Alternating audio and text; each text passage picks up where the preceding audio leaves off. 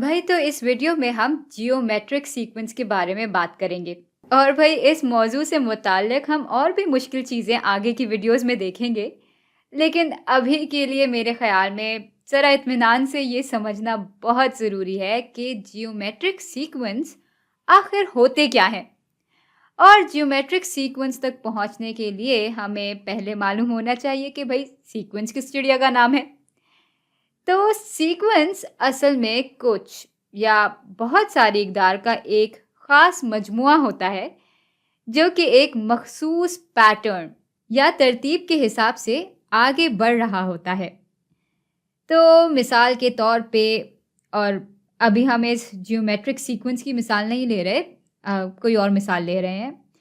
तो मिसाल के तौर पे हमारे पास सीक्वेंस है 1 2 3 4 5 का। तो भाई ये आदाद या नंबर्स एक आम सा सीक्वेंस है। लेकिन भाई जियोमेट्रिक सीक्वेंस एक ऐसा ख़ास सीक्वेंस है आदाद का जिसमें हर अगली कदर पिछली कदर से एक मख़सूस रेशो या तनासब से बढ़ या घट रही होती है। अच्छा, अब ये भारी सी जो बात मैंने कह दी है, इसको थोड़ा समझने की कोशिश करते हैं। तो फ़र्ज़ करते हैं कि हमारी पहली टर्म की कदर है 2, और फिर फ़र्ज़ करते हैं कि इस तरतीब के लिए हमारा वो मख़सूस रेशो है 3। तो जब हम 2 को ज़रब देंगे 3 से तो हमारी अगली टर्म आ जाएगी 6। और अब इससे अगली टर्म तक पहुंचने के लिए हम फिर से इसी मख़सूस तनासब से पिछली वाली टर्म, जो कि अब हो गई है 6, तो हम इसको 3 से ज़रब देंगे और इस तरह हमारी तीसरी टर्म हो जाएगी 18 के बराबर। और चौथी टर्म के लिए भी हम बिल्कुल यही करेंगे। तो 18 ज़रब 3 बराबर होते हैं 54 के। और भाई हम इस तरतीब को आगे बढ़ाते चले जाएंगे क्योंकि हम फ़र्ज़ कर रहे हैं कि ये एक इन्फिनिट सीक्वेंस है। हाँ, तो भाई अब अगर हमें इस चीज़ को ज़रा बेहतर अंदाज में दिखाना हो तो हम सीक्वेंस नोटेशन या जो इशारे सीक्वेंस के लिए इस्तेमाल होते हैं उनकी मदद लेंगे। तो भाई हम इस पहली टर्म को नाम दे देते हैं ए का, और क्योंकि ये हमारी पहली टर्म है तो इसको हम कह देते हैं ए सब 1। और ए सब 1 हमारा बराबर है 2 के।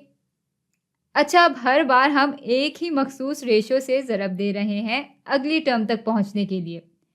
तो इस रेशो को हम नाम दे देते हैं कॉमन रेशो या मुश्तरका तनासब का, और इसको हम दिखाएंगे आर से। और भाई इस मिसाल में हमारा आर या कॉमन रेशो बराबर होगा 3 के, क्योंकि हम हर बार 3 से ही ज़रब दे रहे हैं। तो भाई अब अगर कोई आपसे कहे कि आपको एक जियोमेट्रिक सीक्वेंस दिया जा रहा है जहां ए सब 1 बराबर है 90 के और कॉमन रेशो बराबर है -1/3 के, तो इसका मतलब ये होगा कि हमारे सीक्वेंस की पहली टर्म है 90 और फिर अगली टर्म होगी 90 ज़रब -1/3।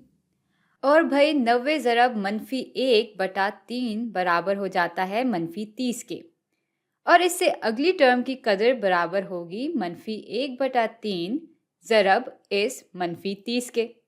तो 30/3 बराबर होते हैं 10 के, और ये मनफी मनफी कट जाएगा तो हमें हमारी तीसरी टर्म की कदर मिल जाएगी जो कि है मस्बत 10 के बराबर। और फिर इससे अगली टर्म हो जाएगी 10 ज़रब -1/3 के बराबर। तो चौथी टर्म हो गई -10/3, और इससे अगली टर्म यानी हमारी पांचवी टर्म बराबर हो जाएगी -10/3 ज़रब -1/3 के। तो ये बराबर हो जाएगा मस्बत 10/9 के। और भाई ऐसे ही इस तरतीब का सिलसिला चलता ही चला जाएगा।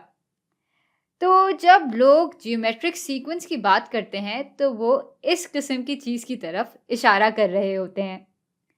और भाई मैं यहाँ पे एक बहुत ज़बरदस्त उलझने वाली बात को अभी से आपके जहन से निकाल देती हूँ, क्योंकि जब मैं सीक्वेंसेस पढ़ रही थी तो इसने मुझे बहुत परेशान करके रखा था, तो मैं चाहती हूँ कि आप इससे दूर रहें। और वो बात ये है कि लोग सीक्वेंसेस और सीरीज़ को हमेशा आपस में मिलाते हैं। लेकिन भाई सीक्वेंसेस और सीरीज़ दोनों बिल्कुल ही मुख्तलिफ चीज़ें हैं। और भाई अब सवाल ये बनता है कि आखिर सीरीज़ क्या भला है और कैसे वो सीक्वेंसेस से मुख्तलिफ है? तो भाई सीरीज़ या सिलसिला असल में हमें तब मिलता है जब हम सीक्वेंसेस या तरतीब को आपस में जमा करते हैं। जैसे ये था हमारा ज्योमेट्रिक सीक्वेंस। लेकिन अगर हमें इसी की ज्योमेट्रिक सीरीज़ लिखनी होगी तो वो हो जाएगी 90 जमा -30 जमा 10 जमा -10 बटा 3 जमा 10 बटा 9। तो यहाँ चूँकि हम जमा कर रहे हैं सीक्वेंस की सारी टर्म्स को, तो इसलिए ये सीरीज़ या सिलसिला कहलाएगा और ये जो है हमारा सीक्वेंस ही रहेगा। तो भाई अब क्योंकि हमारी ये उलझन सुलझ गई है तो हम आगे बढ़ सकते हैं। और भाई मेरे ख़्याल से तो हम ज्योमेट्रिक सीक्वेंस भी समझ चुके हैं और जो बची-कुची कसर रह गई है वो हम सवाल हल करके निकाल लेंगे। तो सवाल ये है कि दानियल दरख्त से गुलेल की मदद से कैरी तोड़ रहा है और हर टहनी पे एक कैरी लटकी हुई है और वो सबसे ऊंची टहनी से शुरू करके नीचे वाली टहनियों से कैरी तोड़ने का इरादा रखता है। अब पहली बार जब उसने सबसे ऊंची टहनी से कैरी तोड़ने की कोशिश की तो उसने गुलेल 12 सेंटीमीटर खींची और जब उसने दूसरी कैरी नीचे वाली टहनी से तोड़ी तो उसने गुलेल को 60% कम खींचा पहले के मुकाबले में। और फिर जैसे जैसे वो नीचे वाली टहनियों पे आता रहा वो गुलेल को 60% कम खींचता रहा उससे पहले के मुकाबले में। और भाई अब पूछ रहे हैं कि इस सीक्वेंस की 12वीं कदर मालूम करें। तो भाई क्योंकि हर अगली टर्म में गुलेल 60% कम खिंच रहा है उससे पिछली टर्म के मुकाबले में, इसलिए इस ज्योमेट्रिक सीक्वेंस में हमारा मुश्तरका तनासब यानी कॉमन रेशियो हो गया है 60%। या इसको डेसिमल की शक्ल में दिखाएं तो वो हो जाएगा 0.6 के बराबर।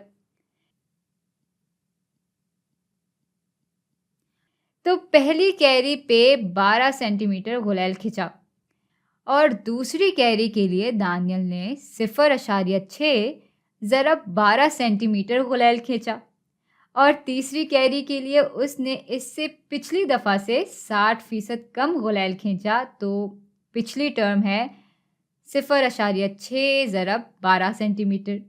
तो ये हो जाएगा 0.6 ज़रब 0.6 ज़रब 12 सेंटीमीटर। और भाई चौथी कैरी के लिए उससे पिछली दफ़ा से 60% कम गुलेल खींचा दानियल ने। तो इससे पिछली वाली टर्म हो जाएगी 0.6 ज़रब 0.6 ज़रब 12 और अब गुलेल मज़ीद 60% कम खिंच रहा है तो ये हो जाएगा 0.6 ज़रब 0.6 ज़रब 0.6 ज़रब 12 के बराबर। अब भाई पैटर्न समझने की कोशिश करें तो हम हर बार अगली कैरी या अपनी अगली टर्म तक पहुंचने के लिए पिछली टर्म से 60% कम खींच रहे हैं अपनी गुलेल को।